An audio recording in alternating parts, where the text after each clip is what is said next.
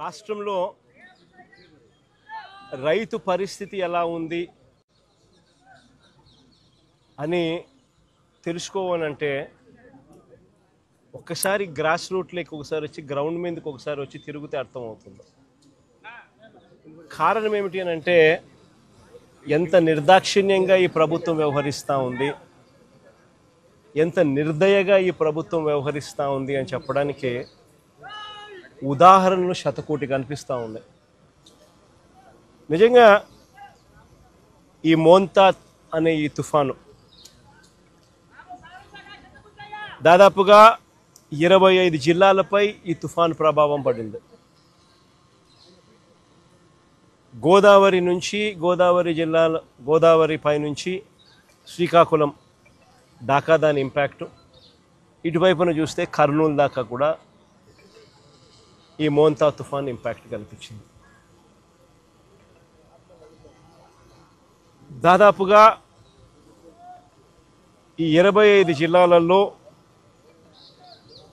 రాష్ట్ర వ్యాప్తంగా దాదాపుగా 15 లక్షల ఎకరాలలో పంట నష్టం జరిగింది. నిజంగా ఎప్పుడు ఊహించని విధంగా ఈ తుఫాను వల్ల పంటలు నష్టపోయిన పరిస్థితులు చోటు చేసుకున్న పరిస్థితులు ఇవి. ఎందుకు ఈ పరిస్థితి వచ్చింది అని అంటే కారణం వరి అన్నది అత్యధికంగా ఈ 15 లక్షల ఎకరాలలో దాదాపుగా 11 లక్షల ఎకరాలు పంట నష్టం జరిగింది వరి పంటకి.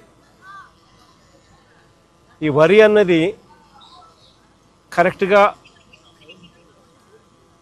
గింజలు పాలు పోసుకునే పరిస్థితిలో ఉన్నప్పుడు జరిగిన దారుణమైన పరిస్థితి ఇది.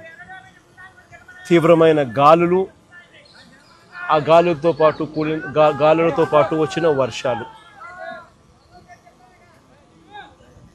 నిజంగా ఎంత దారుణమైన పరిస్థితి అన్నది చెప్పడానికి ఒకసారి చూస్తే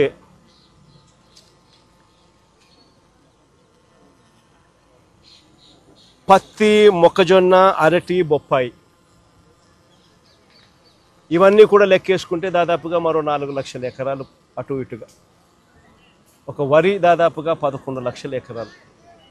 రాష్ట్ర వ్యాప్తంగా దాదాపుగా 15 లక్షల ఎకరాలు రైతులు నష్టపోయిన పరిస్థితుల మధ్య ఈరోజు రైతులు కనిపిస్తూ ఉన్నారు.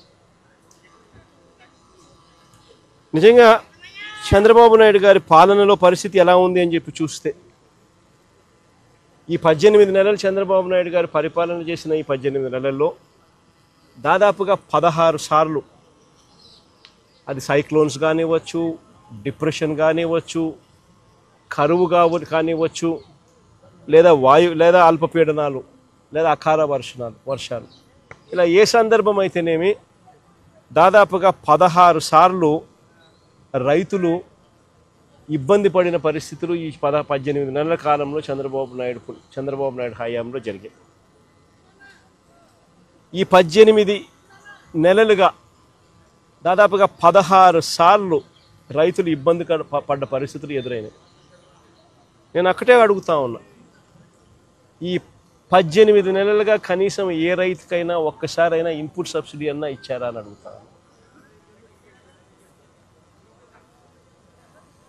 కనీసం ఏ రైతుకన్నా ఒక్కసారైనా కూడా కనీసం ఇన్సూరెన్స్ డబ్బన్నా కనీసం ఏ రైతైనా చూశాడా అని అడుగుతా ఉన్నా.